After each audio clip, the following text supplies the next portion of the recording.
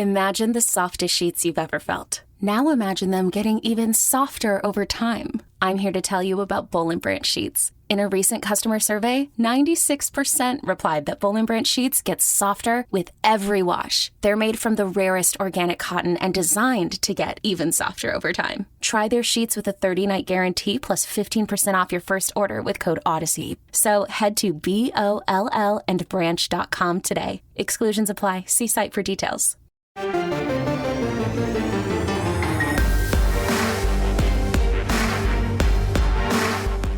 You've discovered your link to GoPowerCat.com's PowerCat podcast. Now, here's your host, GoPowerCat.com publisher, Tim Fitzgerald. As you well know, Kansas State opened its football season with a very disappointing performance against Arkansas State, falling in its only non-conference game of the season. All seemed lost just one game into the year. And then K-State went to Oklahoma and rallied in the fourth quarter to knock off number 3 Oklahoma, and then returned home and beat Texas Tech 31-21. Suddenly, the football season is alive and well in Manhattan, Kansas, as the Wildcats prepare to head to Fort Worth to take on Coach Gary Patterson's TCU Horned Frogs in a 3 p.m. game on Saturday. Welcome to the Fitz and Keats PowerCat pregame show, sponsored by Robbins Motor Company. K-State fans, visit the Robbins Chrysler Dodge Jeep Ram Fiat location on Anderson Avenue in Manhattan for an exciting test drive. Robbins Motor Company, title sponsor of the PowerCat pregame podcast. Following a hard-fought 31-21 win over Texas Tech last week, K-State heads back out on the road in Big 12 play as the Cats face TCU at Amon Carter Stadium Saturday. The game, kicking at 3, will be shown nationally on Fox with Tim Brando and Spencer Tillman on the call, and of course, the game can be heard across the 39-station K-State Sports Network with Wyatt Thompson on play-by-play. K-State won that game, but it also lost in a big way. It lost quarterback Skylar Thompson in the first half of that win over Texas Tech, and he did not return. He did return to the sideline, but in street clothes and with his arm in a sling, a sign that Thompson may not be available for this game Saturday in Fort Worth. If you ask Coach Chris Kleiman, he's coy. He's trying to get Thompson back on the practice field, he said earlier this week, and he may well play at TCU. But odds are Kansas State will turn to true freshman Will Howard to take over the quarterbacking duties just as he did against Texas Tech, and we saw the Wildcats fall behind the Red Raiders in the second half, and the freshmen lead a rally with a couple nice short passes that led to big gains and set up touchdowns for the Wildcats. Will Howard play? That is the storyline that is lingering over this game as the Wildcats prepare to head down to Fort Worth. But last week against Tech, Skylar Thompson became just one of 2 QBs in school history to throw for more than 5,000 yards and rush for more than 1,000 yards in a career. The other was the legendary L. Roberson. That stat alone shows how underrated Skylar Thompson is in the eyes of many fans. He has had a significant impact on this program during Chris Kleiman's first 2 seasons. But the head turner so far this season hasn't been a senior. It has been a freshman, and not Will Howard. True freshman running back Deuce Vaughn continues to impress as he leads the team in rushing and receiving, the only player in the Big 12 to lead his team in both categories. Last week, Vaughn tallied 194 scrimmage yards, 113 on the ground, and 81 receiving, a week after amassing 174 yards against Oklahoma. He's won the Newcomer of the Week award both of the last 2 weeks for the Wildcats. Defensively, Kansas State continues to show progress under new defensive coordinator Joe Klanderman. Yes, they struggled against the Red Wolves in the opening game that lost to Arkansas State, but ever since then, they have been plotting a course to success. Last week, Elijah Sullivan, the senior linebacker, had a career-high 12 tackles against Tech and leads the team with 21 stops on the year alongside fellow senior linebacker Justin Hughes. And safety Jerron McPherson has had 2 big games in a row as he's combined for 19 tackles and a tackle for loss, a forced fumble, and 2 interceptions in being a solid defensive presence for the Wildcats. And, of course, there's the special teams. K-State has now blocked punt attempts in the first 3 games. All 3 have been significant occurrences for the Wildcats in the course of the game. Can they make it 4? Well, that seems highly unlikely. Or will Kansas State's return game show its head again this season as the Cats play the Horned Frogs? TCU is 1-1 on the season. They did not get in a non-conference game, but they did beat Texas 33-31 last week in Austin after opening its season with a home loss to Iowa State. Against the Longhorns, TCU scored the go-ahead touchdown on a Max Duggan 26-yard run with 4 minutes left in the contest. The Horned Frogs then forced and recovered a Texas fumble inside their own 1-yard line with less than 3 minutes left to preserve the lead. Duggan, a true sophomore, is back on the field for the Horned Frogs after an offseason scare with a heart issue. He has thrown for 472 yards and 3 touchdowns, while also leading the team in rushing with 89 yards and 2 scores. Duggan might be playing as well as any quarterback in this conference, and he will certainly be a headache for the Wildcats in this game. To discuss all of this and so much more, we now bring in my sidekick, Mr. Kevin Kietzman of Kevin Kietzman Has Issues, a great new podcast in the Kansas City area. And, of course, he is a radio legend, not just in my mind, but historically. Kevin, welcome back to the show. And I had issues with K-State's defense early in the second half against Texas Tech. But Keats had got it settled down. They had the freshman quarterback. They were a little too conservative with him, and then they let him go a little bit at the end of the game, and it paid dividends. K-State escapes with a win over Texas Tech. And I think Chris Kleiman overstated it a little bit post-game when he said, I told the guys this is bigger than Oklahoma because you had to respond after beating Oklahoma, but I get the point. I get the point that this game, Texas Tech isn't awful. They might be the 9th best team in the conference, but they're not awful. They're capable of beating you, and K-State got it taken care of without their senior quarterback. Kudos to them. Right. I mean, really bad circumstances to try to win a football game. It looked like they may run them off the field early. I thought Skylar Thompson threw some really, really nice passes early on in that game as they opened up a 14-0 lead. You thought, okay, this could be easy today. And I was literally sitting there thinking about you because you'd said, oh, yeah, this is the 9th best team in the league. And I thought, okay, this is going to be a walk in the park. And then Skylar goes down, and they were conservative, Will Howard, when they brought him in. But I think it was the right thing to do. There was still the chance that being conservative was going to win the game, that the defense would be able to win the game.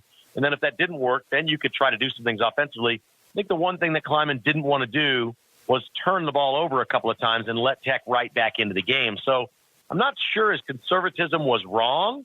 It certainly didn't play out great because they lost the lead. But it worked out in the end. They made enough plays, and they got the job done. You know, my concern on this thing, Fitz, I've now, in 3 games with Kansas State, I've watched 2 things happen with injured players that really have me bothered. And it's really 3-pronged. Like, K-State has more guys sitting because of COVID than anybody. That's number 1. Number 2, they lose the safety in the first game, and I think the play was stopped for like 16 minutes. They strap him on a board. They take him to the hospital, and he walks out of there like 2 hours later in his own power, and then plays the next week. And then Skylar Thompson lays on the turf, and then they take him to the locker room, and they put him in a sling. And this is a bruised arm. There's nothing torn. There's nothing, hurt. There's nothing broken. He bruised his arm. What's going on with the K-State medical crew with these guys? It seems like if you get a hangnail, you're coming out of the game, and you're not going back. Yeah, well, I think Skylar's much more injured than what they're letting on. He's gone full Bill Snyder here, Keats. He's just intentionally being vague about the injury and about whether Skylar will play at TCU because he wants TCU to prepare for Skylar Thompson and not simply prepare to blitz Will Howard on every other down. I will be stunned if we see Skylar Thompson, not just in this game, but after a week off against KU. I think he's going to be out for a while. I think there's more than what they're letting on there. But congratulations to Chris Kleiman for winning the Bill Snyder Vague Answer Award for the week because he's done it well. it's terrible to say, but I kind of hope you're right, because I think a bigger issue would be, and we've heard some people talking about this, a bigger issue to me would be a too far-reaching and overzealous health system there within the athletic department, medical team. I am concerned about it. I'm concerned that they're going too far with a lot of things they're doing medically at K-State. This is a 180 probably from where Bill Snyder had it, and they probably needed some correction. But I'm watching a lot of other college football teams, and it seems like K-State is going farther. If you're right and he doesn't play for a few weeks, then I'll be more than happy to stand corrected. But all these COVID tracer players sitting out, and then what happened in the first game and now this, if Skylar Thompson comes out and plays, it looks to me like the medical team is trying too hard. Yeah, I mean, the big phrase everyone wants to use nowadays is abundance of caution. Boy, that drives me crazy. And I think you're right. I think you can make an argument that they are being abundantly too cautious at times, because they do have a lot of people that have been sitting out for contact tracing. And you know what, Keats? I think K-State's doing it the right way, doing it the way you're supposed to, but I don't think anyone else is, or most programs aren't doing that. They're just kind of, well, we're going to test you a few times, and then we'll just forget it ever happened. And, maybe that's right. I don't know. We're kind of going blindly into this, and we'll see. On the field, though, I know K-State's a 10-point dog at TCU, mostly due to the quarterback situation. But TCU doesn't overwhelm me, and having Max Duggan back is helpful. I mean, he's a good quarterback. He ran all over K-State last year. He looked like El Roberson. I just think this is a very winnable game for K-State, but I also understand why they're a touchdown and a field goal underdog in Fort Worth. Well, they're all winnable, and as you pointed out last week, the defense let you down a little bit in the second half. Look, if they're going to square up and tackle as well as they have the last couple of games and just be fundamentally sound on defense, I think this year in this league, that can carry you a long way. It doesn't appear that there's any real unstoppable offenses for teams like we've seen traditionally in the Big 12 that, man, you could be loaded with NFL players and you can't go out and stop somebody. It doesn't look like that to me. It looks to me like the kind of league where there's going to be a lot of 3rd and 4s. And if your corner knows how to go up and tackle a guy on a swing pass and keep him from getting 5 yards, you're probably going to get a lot of stops. I mean, I don't see teams just around this league just freewheeling it downfield 25 yards on 3rd and 4 and, this is easy, we're just going to do whatever we want. The quarterbacks don't seem invincible. So you're right. It's another game that's winnable. I think it's winnable because, in my opinion, K-State has really shown to me at times in the last 2 games since halftime of the Oklahoma game that they know how to tackle, that they know the fundamentals, that they know how to square up, stay in position, know their role, and make the play. And don't get fooled. And if you do that, that's going to go a long way in this league. And I don't know who this kid number 7 is, Smith. You're going to have to help me out. But I watched him come on the field last week, and I thought they put a heat-seeking missile out there on the field. I've never seen anything like it. I'm going to guess at some point he gets ejected from a game, okay? Yeah, because I agree. He's going to get kicked out. But, man, what does that bring to a defense when you got a guy out there that says, this is football. I'm going to come take your head off. Are you ready for this? I'm bringing it. I love that, man. I did too, and he does walk the line. I mean, they reviewed him one time, and just because you hit someone hard doesn't mean it's targeting. And that's another thing that bothers me about the game now. Ooh, that was a really hard hit. We better check to see if it was dirty. No, it's football. And Chris Kleiman made that really clear that he didn't feel like Skylar getting injured was in, any kind of reaction by Tech to get revenge over Bowman getting injured, their quarterback. He said it was football. And I think we forget that. But fellow old man, let me ask you this. TJ Smith reminds you of Mario Smith at safety, the way they come up and whack people? Yes, and that's what you're looking for. As long as it's legal, don't launch your helmet. Keep, the simple rule of not targeting is just keep your head up. If you can see your target, you're probably not targeting.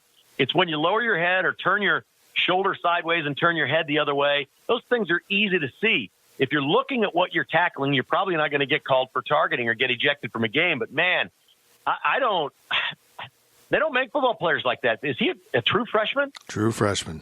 I mean, okay, he just every day when he wakes up, he wants to go hit somebody. Uh-huh. And I don't mean in a fight. I don't mean physically. He wants to get the pads on, play football, and hit somebody. And they don't make players like that anymore. That kid's impressive. Well, this freshman class is impressive. I mean, the final play of the game for K-State's offense is a true freshman quarterback changing a play at the line of scrimmage to get the ball to his true freshman running back, who's paired up with a linebacker in the slot, and perfect throw, perfect catch, perfect run to the end zone for 70 yards. If you're Tech, you look at that and go, they were both true freshmen. Oh, we're screwed. I mean, that has to send chills down the spines of other coaches that they have true freshmen at Kansas State doing this, and because of the rules, they will be freshmen next year no matter how many games they play this year. Right, and it doesn't look like as great as Deuce Vaughn is. I mean, I don't think the NFL is just sitting there salivating him because of his size. No. I think he's going to get drafted. I think he's got a chance to be a pro player, but it's not something like he's just trying to churn up his eligibility so he can leave. I don't think he's that guy at all. So I think it's very exciting for K-State. The other thing is, wasn't that the exact same play that beat Oklahoma the week before? I'm not sure. I need to go back and look. It might have been the exact same play. I don't know if they call it something different or there was some sort of different formation. I didn't look at the formation. But the other thing Tech had to be thinking is, how did we not know that was coming? Mm-hmm. You could have made an argument there to just run the ball and punt it away and play defense. I wouldn't have, but as conservative as they were with the quarterback, they weren't going to have a lot of time left in that case. You could also make an argument that Vaughn should have gone down after he got the first down and just laid on the turf and run the clock out. We saw 2 weeks in a row with the Dallas Cowboys and then the Texas Longhorns win improbable games with onside kicks, and by scoring the touchdown, it put K-State in jeopardy of that. But the kid doesn't think that. You catch a pass, you see a seam, you're going to the end zone. Yeah. It was glorious to watch, and it made Will Howard's day because, his stats were all right there in one play. Well, he had actually 2 plays because Briley Moore had a catch along the sideline and it went for 66. Someone said, well, his stats weren't that good because, most of it was after the throw. No, what a good quarterback does is he throws the ball in a spot where his guys can catch and run at the same time. That was always one of my problems with the Snyder system. So much of the underneath stuff or short stuff was I'm going here and I'm stopping and then I'll catch and then I'll run. And it never went for anything unless it was horrible coverage. These plays, they're hitting people in stride. They turn their shoulders and they're upfield, and it's fun to watch. It is. I like this offense. It's the way they spread the ball around reminds me a little bit of the Chiefs, a little bit less exotic at times than the Chiefs because they really do some things I think K-State should incorporate with their short passing game. But this offense is highly effective and puts a quarterback in positions to succeed. No doubt, and I hate to beat on the dead horse here, but throwing the ball downfield for K-State has not been a very lucrative pursuit because even when the receiver is open and the ball is there, we see a lot of drops still. And as long as the receivers at Kansas State don't have great hands, it seems improbable that you want to throw the ball 30 or 40 yards downfield a lot. So it needs to be like that. It needs to be an offense where it's run after catch. I'm on board with that. Maybe that changes through recruiting. Maybe the receivers, and Taylor's a big target. Looks like he can go up and get some things. I don't know how great his hands are. We'll see over time. But, I get really frustrated when I see open receivers downfield and a pass in stride that's not completed. That's got to be the most frustrating thing in the world for a team, for an offense, for a coach, for anyone involved. So I think they are doing the right things. They've got guys who clearly can scoot after they catch the ball. 12 completed passes in this game against Texas Tech, 7 of which were caught by running backs and the tight end Briley Moore, and 80% of the yardage came from not throwing to wide receivers. And I think that underscores what you're saying. The receivers aren't catching the ball cleanly. They're not doing a good job, particularly Malik Knowles, who clearly has, I described it maybe as the yips, the football version of it, where he can't sink the long putt. You hit him in the hands, or the short putt, and you hit him in the hands and he can't bring it in. They've got to get better at receiver. They just have to because once people adjust to making sure they're putting safeties on those tight ends and running backs, they're going to have some interesting matchups with receivers. But they got to throw it to them and they got to catch it. It's sad to watch guys that their job is to catch the ball, not catch the ball. It seems like a fixable problem to most people that watch football, and here's why. If you flat out had no hand-eye coordination, if you just flat couldn't catch a football, you'd be a cornerback. You wouldn't be lined up wide receiver. So you've shown some ability at some point to catch the football and be fairly consistent with it.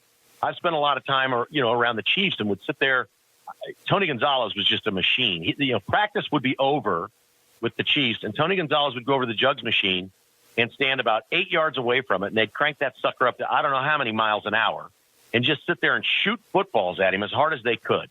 And he'd probably take another 100, 150 catches after practice out of a jugs machine at point-blank range really hard. That's simply for hands. That's not for anything else. That's just, I'm getting my hands. And they would shoot them different directions. And I don't know. It seems to me like that would be the easiest craft in the world to practice on your own or in the off-season or with another wide receiver with a jugs gun or whatever. And now they wear these gloves that you're like Spider-Man. I know. Everything sticks. It seems like it ought to be a fixable problem. Yeah, I don't understand it with those gloves. You almost have to try not to catch the ball. The ball just sticks to it. Everyone's so enchanted with these one-handed grabs, and I'm like, back in the day, Kevin Lockett did that with hands, not gloves. Right. It's just, yeah. It's really how much football has changed over the years. Keats, this is an enormous opportunity for K-State. This game jumps out at me at TCU on Saturday because they go down there and win. They come home, they get the week off. Hopefully they can stay away from COVID. That's when we're actually seeing some programs get into trouble because the players relax during their not having an off or having an off weekend. Then they play KU, and then they go to West Virginia. They just seem to have the table set here to make a little push. But, boy, this one jumps out at you as a game that if they can go steal a second road game against a pretty good team, K-State's going to be in really good shape. Yeah, if they win this one, you're looking at 4-0, and a lot of people saying, okay, K-State's got an inside track at that championship game here. You can see the pathway because the 4-0 includes winning at Oklahoma. You've sort of flipped your schedule into your favor along those lines as well. Here's what I really like about K-State and their possibility, their chances of pulling this off and getting into the title game. What I like about it is they don't look like the kind of team that's going to get blown out. Like, I'm not sure they're going to win this week, but I'm pretty sure they're going to have a chance, Fitz. I don't think it's going to be 31-10 in the fourth quarter and K-State's out of it. Now, maybe that's a little pie in the sky on my part. Maybe if they have to play the freshman quarterback, they simply can't pass the football and they become one-dimensional and they can't compete. Those things can all happen. But Chris Kleiman strikes me as the kind of coach that no matter what kind of cards he's dealt, because we've seen this in 2 games now, no matter who's out, no matter what they have to deal with, they're going to find some guys and create some sort of a game plan or at least adjust in the game to keep the game within reach and see what happens. And right now, he's got a football team and a bunch of players that have a lot of experience just winning close games. It's kind of weird watching K-State win close games, isn't it? Yeah. Don't you feel like just as a K-State fan, period, that generally speaking, it's a close game, they're not going to win this one? And I know that goes back to maybe, for me anyway, when K-State was first getting good, they'd play Nebraska. Chad may be out there throwing for 500 yards or something, but they didn't win the game. You could tell they were getting better. They just weren't winning those games.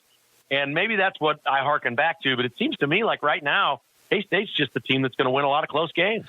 I did Sirius XM Radio earlier this week, and they asked me, why is Kansas State seeing success and maybe Matt Wells at Tech isn't? And I said, you can just go look at the outcome of close games. I think Tech now under Wells is 1-8 or 1-7 in games decided by a touchdown or less.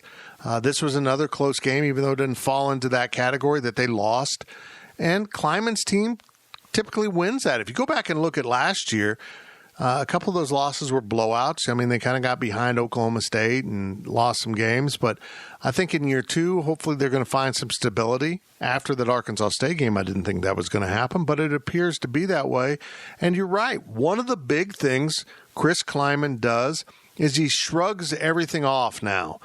He admits this. He said when COVID first hit, we would always stress out over who was out and who was going to be in and who was quarantined. And now we're like, just give us a list. Okay, here's what we got to do. We can still play. Here's who we got. And I think we've seen that reflected in how the players play because you look at the guys in the secondary that have really stepped up. Boydo and Gardner at corner were off the depth chart at the start of the year, and now they look like legitimate starting corners in the Big 12. Keats, there was never a time with Bill Snyder, and I'm sorry if this upsets people, where you could go to the third-string corner and he would look like he belonged on the field under Bill Snyder.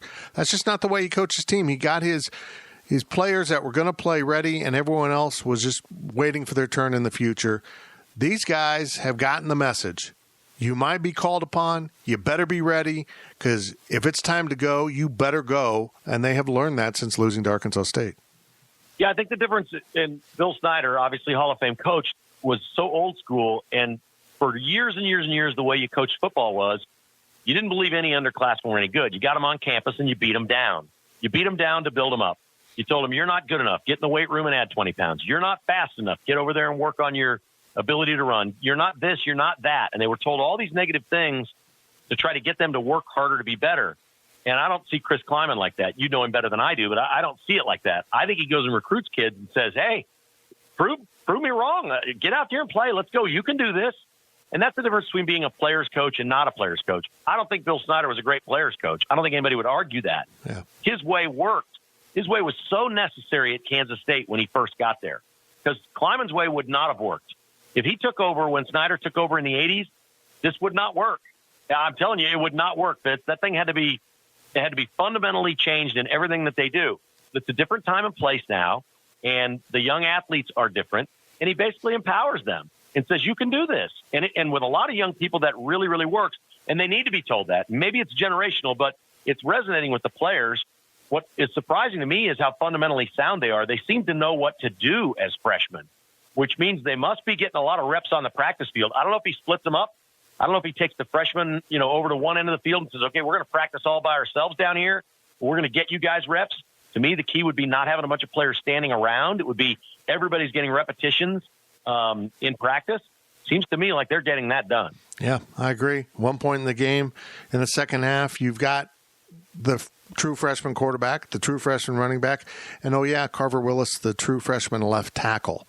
A true freshman left tackle was pressed into duty due to having to relieve Levinston, the starter, for, just because he was worn out. That's just unbelievable. Oh, and by the way, they won. I mean, that isn't like we're putting the true freshman in because the season's lost. They're putting the true freshman in because the season isn't lost, that they give them a good chance to win. It's incredible. It's absolutely amazing what they're doing right now. And TJ Smith, true freshman. This class has been a home run so far, and we'll see if what Kleiman says, that more players are getting ready and will be ready, and you'll see them if that starts to come to fruition over the next few weeks.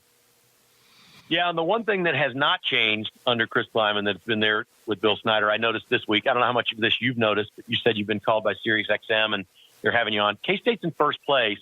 It's only 2 games in, right. But people around the country have, they go and they just briefly look over the standings, the Power 5 leagues. I think a lot of people in the media around the country went, oh, K-State's in first place. Well, immediately, what's the reaction nationally? The Big 12 sucks this year, Fitz. I mean, the Big 12 is down. Look at K-State and Iowa State. What is this? This conference is terrible. K-State is there. I like that. I think that's great, and it is not a great conference. There's no national caliber team. I don't think even Oklahoma State is a national caliber team. But this should be great fun this year. I mean, great fun. And to me, I don't care about the national championship. Most years, nobody even thinks about it at most schools. But if you can beat your rival or have a chance to win your division or win your league, man, that's great for a college football fan. Look, they did some things wrong with their schedule. I was against playing non-conference games. If they wanted to play a 10th game, they should have added an 11th team. Just said independent, BYU, Army, UConn, hell, anyone that's independent that needed a schedule. Just come play in our schedule or just play 9 games.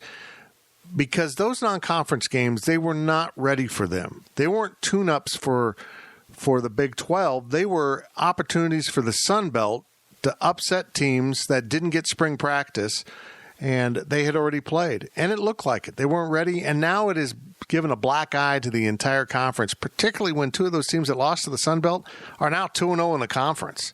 So now people can say, wow, I mean, these teams can't beat Sun Belt teams, but they can beat Big 12 teams. And, there's no context to it. The season's out of the norm. Oklahoma normally isn't going to be 0-2 in the league and maybe 0-3. That just doesn't happen. You don't have a team like Mississippi State win at LSU and then lose to Arkansas at home. This is just going to be a weird year in college football. And, I don't want people to overjudge things. But I will say this is a great chance for Kansas State to really climb the ladder. If you're the team that wins in the pandemic season, it was a real season. If you're the team that loses, it was a pandemic, it didn't count. That's what Oklahoma's going to say. And I think the conference isn't great, mostly to what we mentioned earlier. The quarterbacks aren't great. But this is the golden opportunity for the Kansas State, the Iowa State, or Oklahoma State, which has been just a step out of the pace of Oklahoma in the past, to step up and get it done. Yeah, and listen, it's more of an indictment of the people in the media around the country that are saying these things to me than anything else. I was merely pointing out that I think they're pretty lazy. They just look at the standings and go, ooh, that's ugly, so this league can't be any good. Look, I don't think the league is great. So I'm also not trying to say, hey, these people are wrong. They may be right. It's just kind of a cliche with K-State is, whenever they're there, the league has to be down, and certainly that team isn't of any caliber. The Oklahoma thing to me is completely explainable, Fitz. This quarterback is young. When was the last time Oklahoma had a teenage quarterback? Right. And I don't remember that. They either transfer somebody in and sit behind for a year, and then he takes over when he's 22 or something like that. They've always got veteran, experienced quarterbacks, and it's been like that way for many years. Well, guess what? Doesn't mean Oklahoma's changed. It means their quarterback situation has changed this year. And I think that I told you last week, I think they're going to keep losing.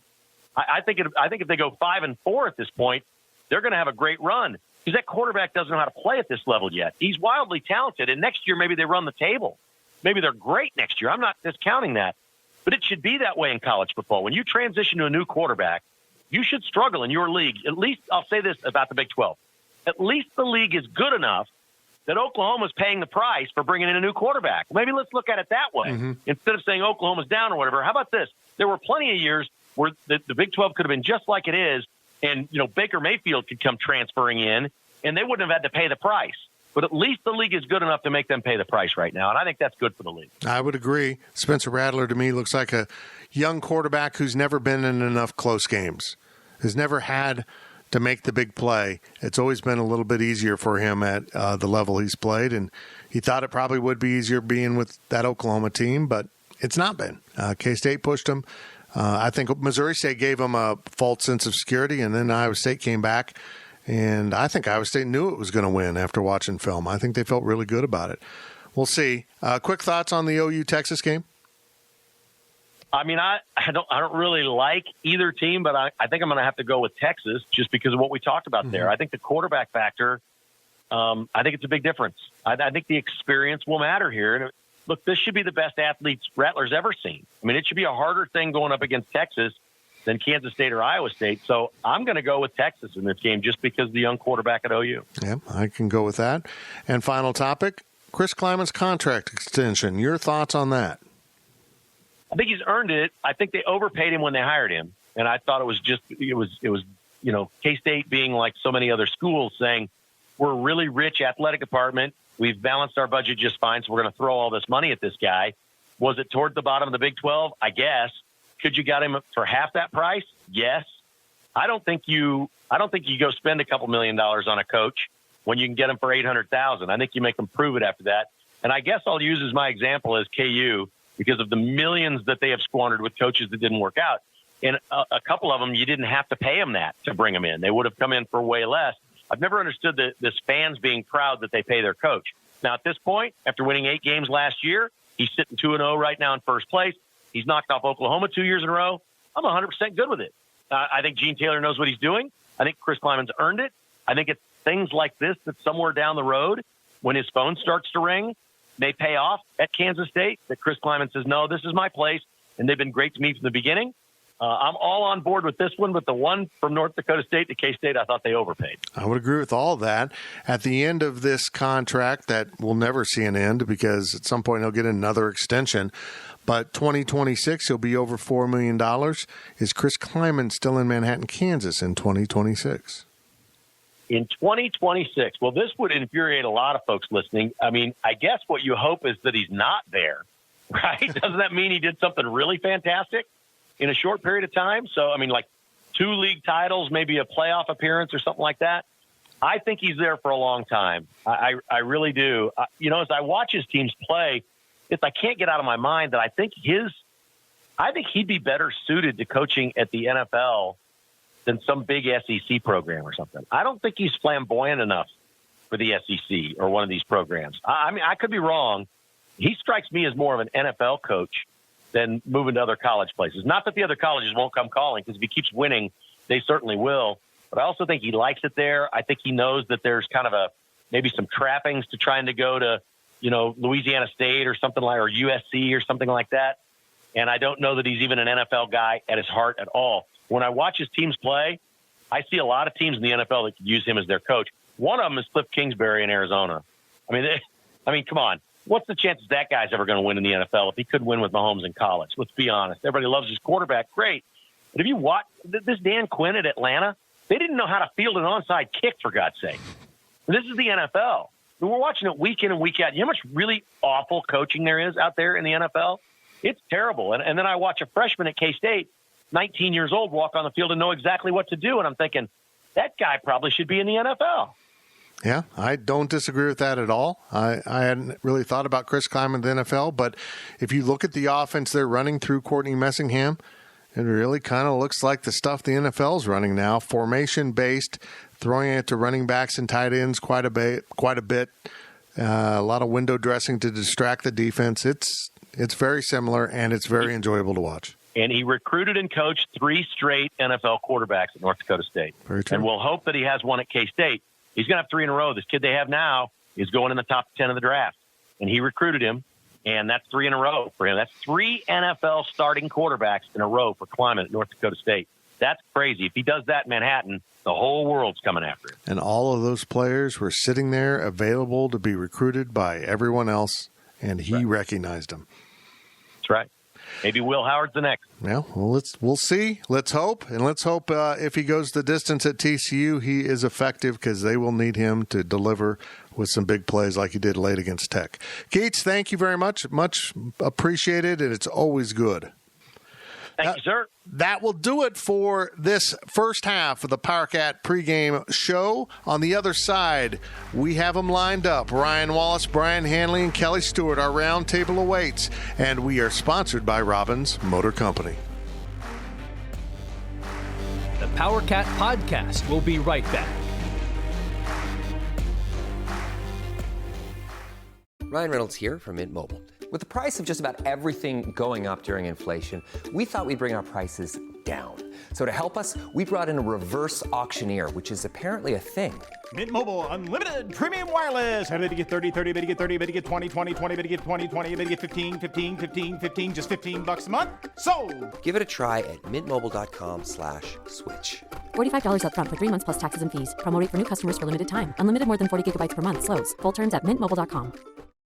Getting the crew together isn't as easy as it used to be. We get it. Life comes at you fast. But trust us, your pals are desperate for a good hang. And when they hear you stock the party with drinks from Drizzly, they'll be banging down your door. Let Drizzly, the go-to app for drink delivery, take care of the supplies. All you need is an excuse. It doesn't even have to be a good one. It's your dog's birthday. The loquats are finally ripe. Whatever. With Drizzly, you can compare prices on a massive selection of beer, wine, and spirits and get them delivered straight to your door, which means you can entice the crew to leave their houses without ever leaving yours. Whatever the occasion, download the Drizzly app or go to drizzly.com. That's DRIZLY.com today. Must be 21 plus, not available in all locations.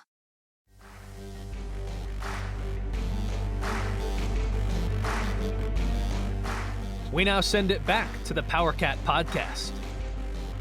Welcome back to the Fitz and Keats PowerCat pregame show, sponsored by Robbins Motor Company, as we take a look at Kansas State going to TCU, and we're entering our roundtable session. The dedicated team of automotive professionals at Robbins Chrysler Dodge Jeep Ram Fiat will match you with the vehicle that suits your lifestyle and budget. Robbins Motor Company, title sponsor of the PowerCat pregame podcast. And as we do every week, we start this roundtable with Go PowerCat's own Ryan Wallace. Wally, quick thoughts on what you saw from the Cats against Texas Tech.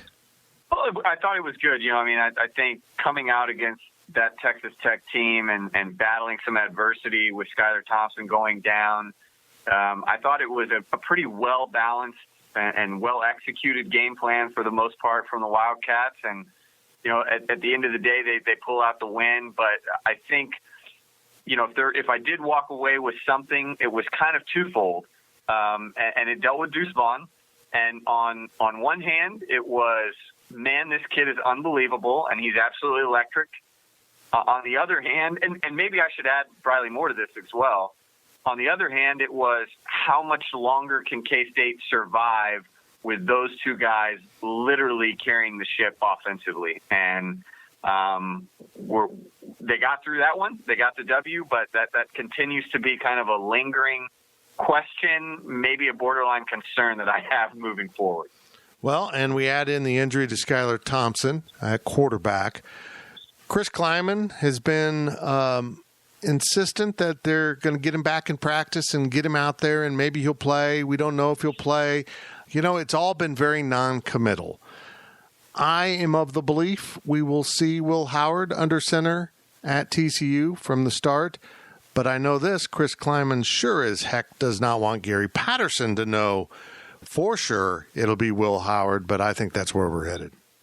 Yeah, I mean, all signs point to this being not only the Will Howard show in Fort Worth, but possibly the Will Howard show for the foreseeable future based on everything that we've been hearing at Go Power Cat here within, the last week or so. So I think that's the way K-State is preparing behind the scenes. And like you said, honestly, kudos to Chris Kleiman. That is a page straight from the Bill Snyder playbook. It is poker face to a T, and not allowing the immediate opponent or future opponents to really know the extent of things. So, on one hand, you're kind of like, coach, don't be dishonest with us. On the other hand, I think that's a great move by Chris Kleiman. Yeah, I agree. And who knows, maybe a miracle will happen and Skylar can get out there, but I don't think so. Ran for 198 as a team against Texas Tech. That is an encouraging sign. It really is, and a lot of it's the magic of Deuce Vaughn. But also I felt like while inconsistent, the offensive line did offer some more running lanes for the running backs, and we saw Jacardia Wright, and I thought he played pretty darn well. I wish he'd gotten more than 3 carries. Harry Trotter was back and carried it 12 times. I like those 3 as a trio, and I know they've got some other options back there, but those 3 can carry you a long ways, I believe. They're all a little bit different. Yeah, and it's unfortunate that Skylar Thompson is unquestionably doubtful for the game against TCU, because I think, as we saw from Sam Ehlinger a week ago in Austin, this Horned Frog defense, especially that front 4, has been really susceptible to the run this year, which is kind of surprising from a Gary Patterson defense. They're still very aggressive. They're still going to create pressure, but they just have given up some big plays, and they've come both on the ground and in the run, but or in the passing game. But to see them struggle at times with gaping holes versus the opponent's ground game is interesting. And I think Skylar Thompson really could have helped that this week. Instead, you get Will Howard, who, it's not that he's immobile, but he's certainly not as comfortable scrambling and kind of extending plays like Skylar can, just from, that kind of senior leadership that you see from Skylar. So unfortunately, K-State's going to have to lean more on those running backs that you're describing, but it could be a good thing so long as this offensive line minus Cooper Beebe can, create some of those lanes. I think that's an area that K-State certainly needs to exploit. Yeah, that one hurts. Losing your starting quarterback is bad, but when you lose a redshirt freshman lineman that you're really counting on, like Cooper Beebe, we hope he can be back. But I'm guessing if it is an ankle issue, they'll sit him and give him the off week next week before the Cats play Kansas. And that's just going to be kind of a roster management decision at some point for Kansas State to decide to hold on to him. If Skylar Thompson doesn't play, I think Will Howard is capable of running the ball. The coaches have said that, but will they want to? I mean, you're already down your starting quarterback. You're on a true freshman. You do have Nick Ost, a guy that's been around the system, been around the program, but I don't know if he's someone you want to put out there. Jaron Lewis is also available. I think you got to get pretty conservative with the quarterback run game if you are without Skylar. Yeah, I mean, this is to some extent it's kind of a nightmare matchup for Will Howard.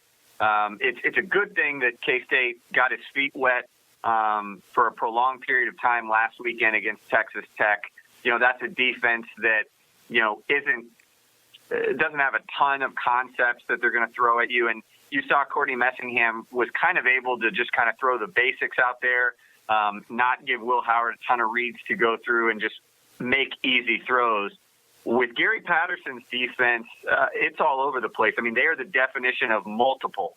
They're going to play 4-3. They're going to play 3-3-5. They're going to play 3-4. And they're going to disguise all sorts of stuff and bring pressure from all sorts of angles. So we're going to learn a lot about Will Howard. Not only can he pick up, recognize the play designs from the opponent this week, but also, what kind of stones he has. Because in 8 meetings, if you go back to when TCU joined the Big 12, 4 of these games between these two purple teams have been decided by one score. And so this could be another very competitive one and another very tight one. And, for as much as you want to lean on Deuce Vaughn and Briley Moore, the ball's got to get in Will Howard's hands first. And so we're gonna find out a lot about the young freshman this Saturday. I agree. On to the K-State defense. They look really good at times, and then other times they got spread out against Texas Tech and got gashed by the run of all things from the Red Raiders. The good news is I don't expect TCU to spread them out a lot unless they want to try to replicate that.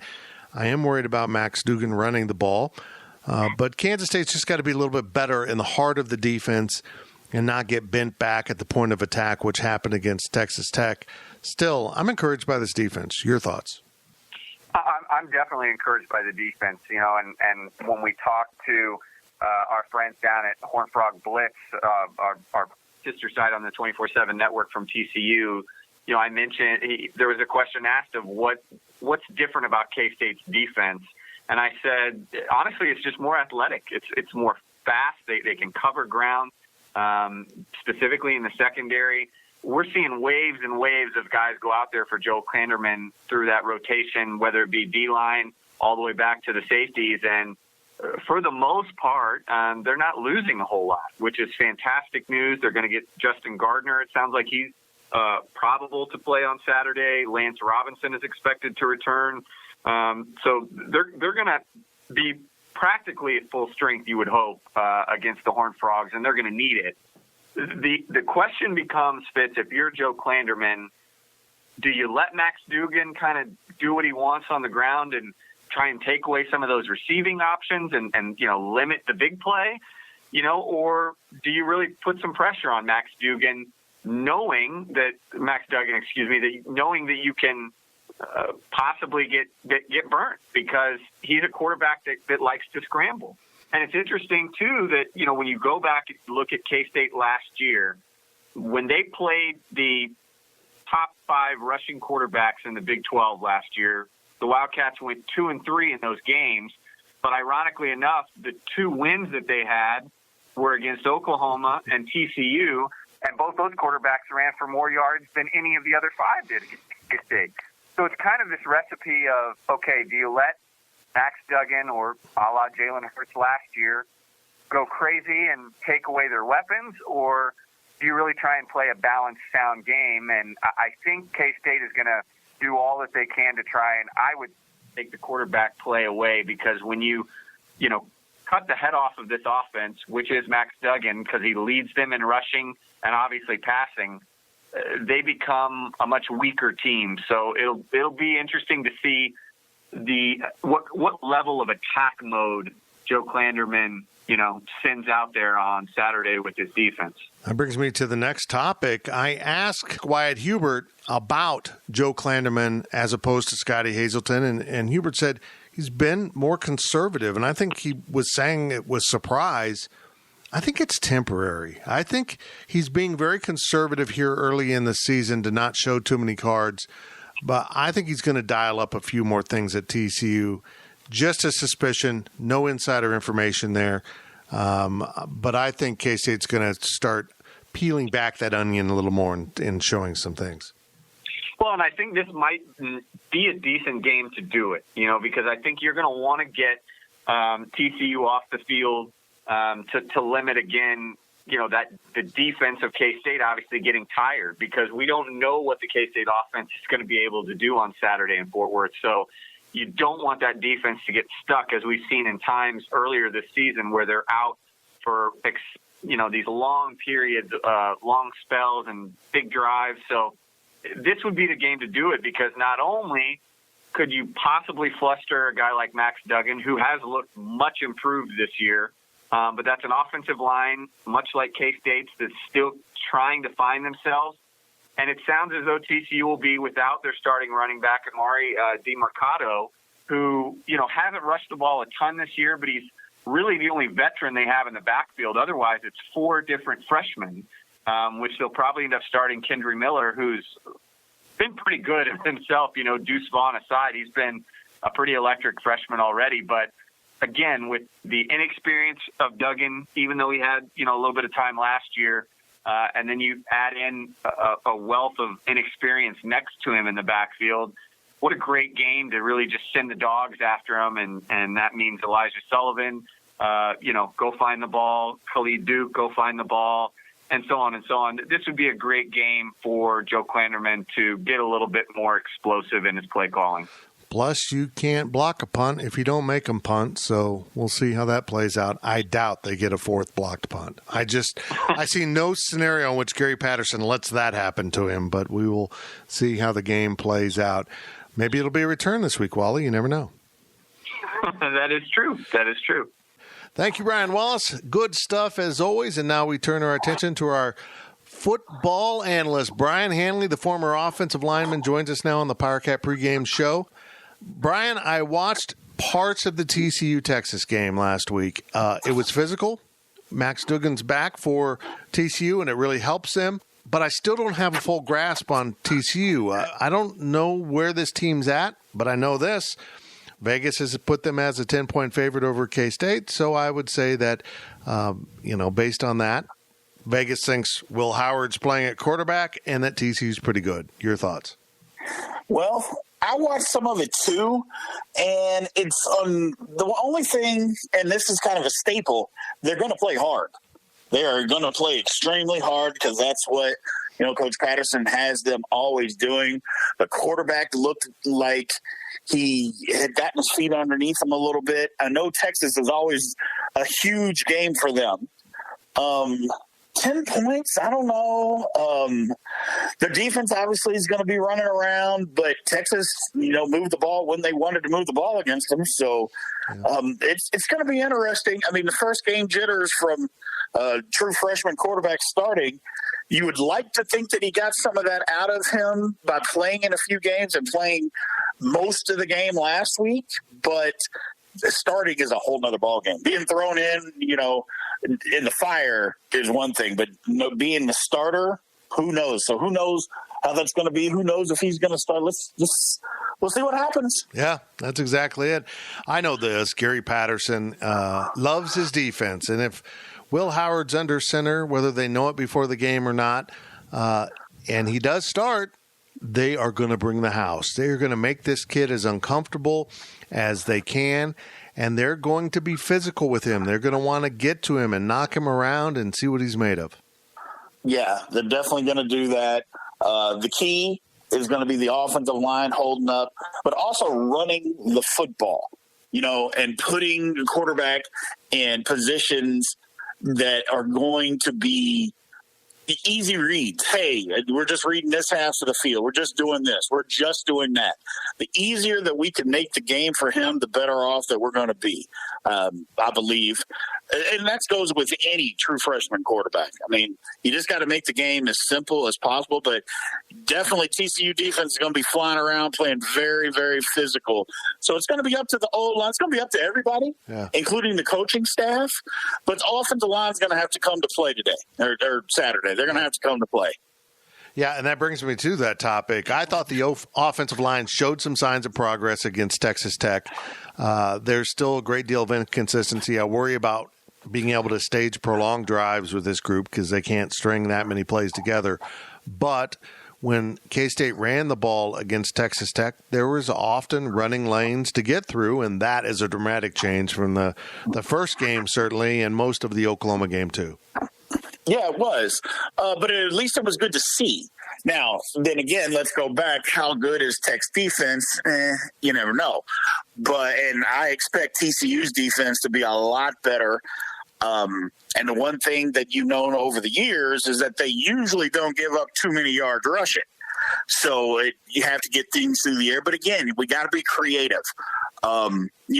Run on passing downs, pass on running downs, just doing things to keep the defense off balance. Make sure that the offensive line is counting where the guys are and the number of guys that could possibly come, understand where blitzes can come, doing those type of things, and just being smart out there is going to help, because you got to, if a true freshman quarterback is actually going to be the one that's going to play, then as an offensive lineman, you've got to help him, because he's not going to be able to change plays. He's not going to know how to do that. Yeah. So you are going to have to be able to count and to be able to tell him, which I'm sure the coaching staff is putting in things now for the lineman to be able to count, tell him, check here, do this, blah, blah, blah, whatever it needs to be. Well, I know this. Will Howard did check on that final pass play for Kansas State's offense that led to the 70-yard touchdown. He does have some of this down, but boy, when you get into the heat of the game and you can just get loaded, it's going to be an interesting day to say the least. Defensively for K-State, other than getting spread out at times in the second half and having Tech run the ball right up the middle, I thought the defense was pretty good. I really thought they did a good job, and I don't think they're going to see much spread formation from TCU. And if they get back to their base, which nowadays is a nickel, and they can just line up in the center of the field and play defense, I think this defense is okay as of now. We will see how it plays out in Fort Worth. Yeah, I mean, they played well. Like I said, the first half was lights out. Played very well.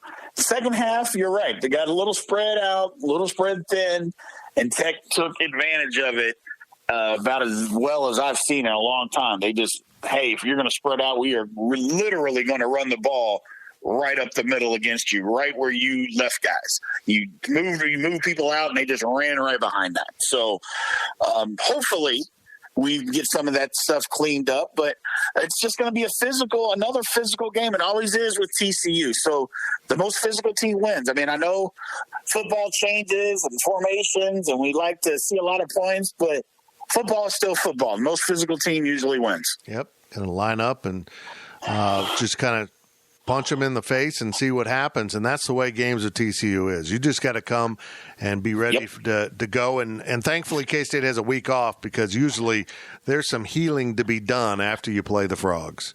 That's correct. That is correct. It's going to be a physical game. But I'm looking forward to it. I think the guys, again, having these 2 wins under their belt, I think that gives them a lot of confidence. I just think that we're going in the right direction. I'd agree. Special teams plays, they've been making them. No penalties, been pretty decent with penalties after that first game. Picking off passes, done it every game. Winning the turnover battle, hell, K-State has 0 turnovers. All of these things are so important to a team, and if they keep up these trends, Brian Hanley, they're going to win a lot of football games. Absolutely. Absolutely. I mean, that's the key. You don't turn the ball over. You don't kill yourself with penalties. I mean, usually the mistake-free team wins. And if we're going to keep doing that, I don't see why we can't be one of those teams that keep down. Obviously, there's other aspects to it, but if you're going to do those 2 things and play great in the kicking game, I mean, you're going to win a lot of football. I don't care who you are. You've got to win a lot of football games. You won't be able to help yourself but to win football games at that point. Yep, I agree. It's going to be hard to keep up the punt block string. If they do 4 in a row, I'll declare it a miracle, because I think Gary Patterson's going to make sure it doesn't happen. So maybe they'll be leaning on Phillip Brooks in the return game in this game on Saturday afternoon down in Fort Worth. I'm very, very interested to watch this game, Brian, because I still think K-State's good but not great. But I could say that about everyone in the conference, including Oklahoma and Texas, which play at 11. What are your thoughts on the Sooners and Longhorns as they tangle down in Dallas this weekend? Well, I heard something interesting today is as far as pressure and who the pressure is on. And I agree with it. The pressure is directly on Texas because in years past, Oklahoma has been better. They've had a better quarterback. They've had a better team. That's not the case this year. Texas had, not that Texas never had talent. They have more talent than OU does this year. They have the more experienced quarterback this year. They have the better team this year. And it's the same old. You lose to unranked teams. It's like you got to be more mentally tough. They just continuously lose to these teams that they should beat. And if they can't beat OU, and I know that they beat OU from time to time when OU is really good, but if they're not going to beat OU this year, I don't know when they're going to beat them. Because in Texas, at some point, they have to get back. They have to. I would think they have to get back. OU, on the other hand, OU's they're scrambling. They're scrambling. They were way overrated. Clearly, they're not as good as what everybody thinks. But a win here puts them back on the map, and it will. It'll put them back on track. But the loser here, boy, they're going to be in some trouble. Trying to get to the Big 12 title game. They're going to be in some real trouble. So I'm intrigued to see it. I believe OU wins, though. I'll be honest, I'm not a believer in Tom Herman. I'm not. I don't believe in him. I think he got the job because he was the flash in the pan from Houston, and everybody thought he was great. And he got into this job, and he's been overwhelmed, and I'm just not a believer. I'm with you on that. It's going to be a very interesting day for this Red River rivalry down in Dallas. You know what? If Oklahoma loses, if they spiral this season, it's going to be, hey, it was a pandemic. We had a freshman quarterback. 2021, here we come. If Texas loses this game and spirals, it'll be, hey, we had a senior quarterback, and we should have won a lot more games. It's time to make a coaching change, even if it was a pandemic. Absolutely. I think this is the most critical game Tom Herman has played. And as you said, they have the better team. They have the better quarterback. They should win this game. And I won't be surprised if OU wins. Nope. I won't, because Lincoln Riley's a better coach. He just is. Thank you, Brian Hanley. And now it's time to talk gambling with one of my favorite people in the entire world, Miss Kelly Stewart. Kelly in Vegas, and she helps us preview TCU and Kansas State, 3 p.m. kick down in Fort Worth. And very interesting, when the line came out, it looked like TCU minus 10. It's kind of settled down a little bit. I'm showing like 8.5, 9 now. And a lot of that's probably based on the quarterback situation for Kansas State, correct?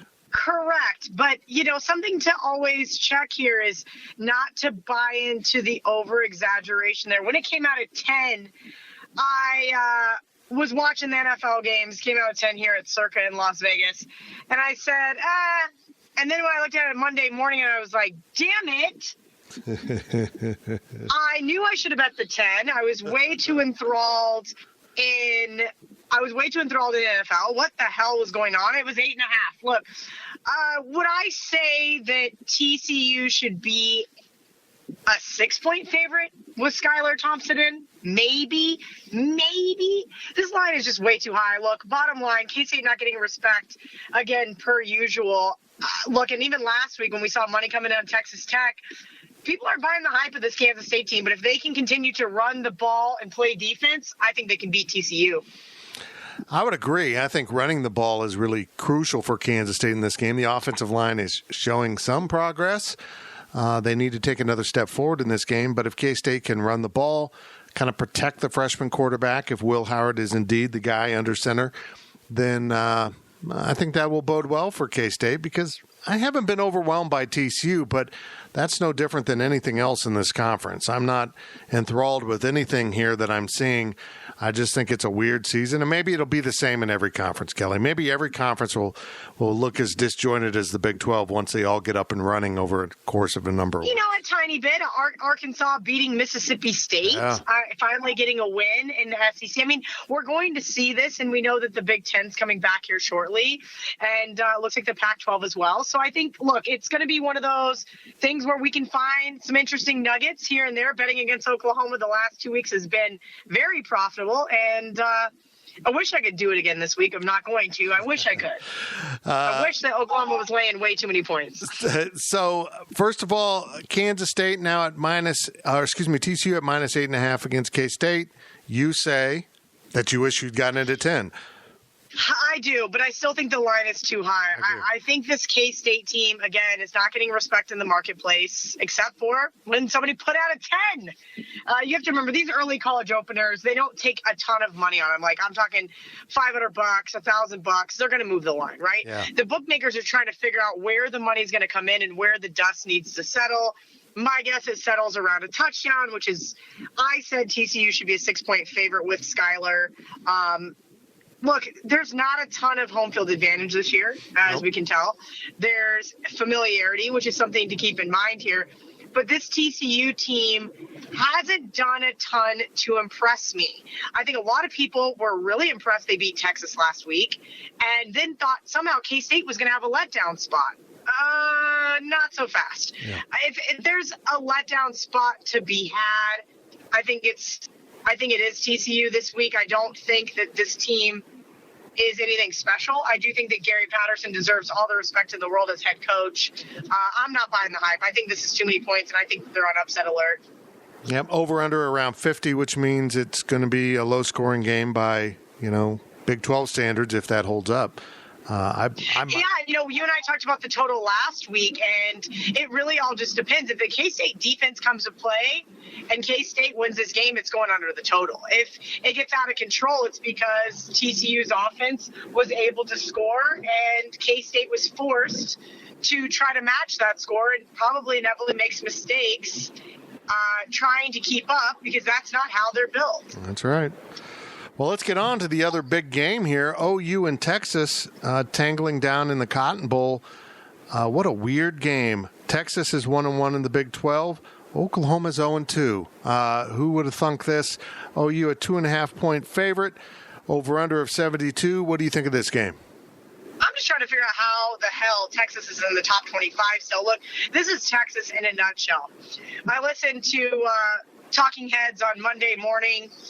Should they fire Tom Herman? Is this just not what we hear from Texas every 4 to 6 years? Stop thinking that Texas is back. I need everybody to pump the brakes. They jump on it early. They say, we have all these 4- and 5-star recruits. We are back by God, and we're going to win a national championship. They got to get their head out of the sand. Look, the Big 12, every time we have a representative in the college football playoff, Oklahoma, we get absolutely smoked. It's embarrassing.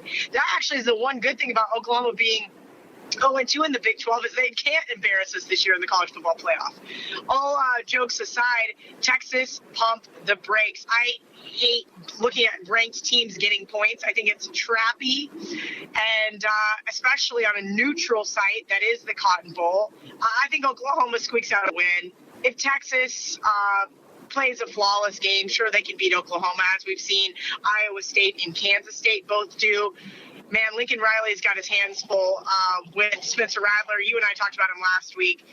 If he can't control his quarterback, it's going to be a long season for the Sooners. Sure will be. This is an intriguing game. I think if Oklahoma starts 0-3, everyone in Norman will just say, well, that kind of sucks, but it's a pandemic year. We got a freshman quarterback. Who cares? If Texas starts 1-2, I think the Herman being fired talk really warms up in Austin. They're just not patient enough down there, and it's kind of entertaining. They just aren't, and I think that it takes time. And I think this first 2 years with Chris Kleiman, we've been very lucky as K-State fans. But I also think that I like to think now, not all of us, I like to think that there is a curve in Manhattan, Kansas that we grade on. So a little bit different than how they do things down in Austin. Absolutely. Third Big 12 game of the week. There's only 3 as teams start taking their first round of bye weeks. Texas Tech goes to Iowa State. Apparently, after you beat Oklahoma, you get to play Texas Tech. That's how the rules work. The game, as of what I'm seeing right here, is off the board, probably because of the uncertainty at quarterback from Texas Tech. I don't know how I feel about this. I'm not that impressed with Iowa State, and I think they're good. But Texas Tech just kind of lingers. They seem like they should be better than they are, and yet they find ways to lose. So riddle me this, Tim. If you lose to Arkansas State and then you beat Oklahoma, you get no respect. If you lose to Louisiana Lafayette, which I told everybody Iowa State was going to do, and then you barely beat TCU and then you beat Oklahoma, you get to be in the top 25. It doesn't make sense, and neither does this line at 12.5. That's where I saw it go off earlier. You're right, with some uncertainty with the quarterback position at Texas Tech. I'm going to go ahead and say that the drop-off isn't worth about a half a point, maybe a point. Again, even more overreaction to add to the line. I hope that's the case. If I get 13 here, 13 and a half, I'm going to be ecstatic. This Iowa State team is okay. Brock Purdy is decent. Yes, they beat Oklahoma last week, but I think in 6 weeks we're going to look back, as you just said, and Oklahoma will have written off the season due to coronavirus and say, it's okay, we have a young quarterback, we have a young team, we'll rebuild next year, right? I'm just not that impressed with Iowa State. How the hell are they laying double digits against Texas Tech? Now, I know what K-State was able to do against Texas Tech. I know that Texas Tech took Texas to the wire and should have won that game. But come on, this is just downright disrespectful to the Red Raiders. I think the Red Raiders keep it close, and I wouldn't be surprised if they can spring the upset. I agree. I agree with all that. That's why we're friends. Hey, by the way, I saw a great tweet, an aerial view of the Circa, their new pool area with the giant screen TVs. Oh, my goodness, Kelly. Oh, my. I want. Yeah. Yes, it is going to be absolutely epic. What Derek Stevens has been able to do with downtown, he bought the Golden Gate. He bought, I forget which hotel it was. I think Fitzgerald's maybe. He turned it into the D. He's from Detroit, so hence the D reference. And now with Circa, I got lucky enough to get invited to the grand opening. Holy cow, the pool is going to be great. The sports book is going to be great. The steakhouse is owned by one of my good friends. I'm just so excited for this place to open. I think it's going to be really helpful to kind of help Vegas get back on its feet. I know a lot of people that are really jacked, and to have a pool open year-round doesn't happen all that often in Vegas. So to be able to watch the game from the largest screen basically I've ever seen in my life in person is going to be pretty epic. It's awesome. It's awesome. Just write it down. Next time Tim comes to Vegas, we're going to Circa. Absolutely. That will do it for this week's edition of the Fitz and Keats PowerCat pregame show.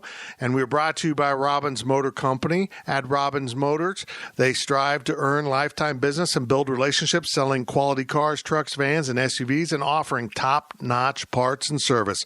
Robbins Motor Company, title sponsor of the PowerCat pregame podcast. 3 p.m. Fox TV, get ready for the Cats and Horned Frogs. It's purple on purple, and we will see who emerges as one of the top teams in the Big 12 this season. We appreciate you listening, and remember, subscribe to the PowerCat podcast. We have a podcast dropping every day throughout football season. I'll talk to you next week. PowerCat Podcast. All rights reserved. GoPowerCat.com and Spirit Street Publishing.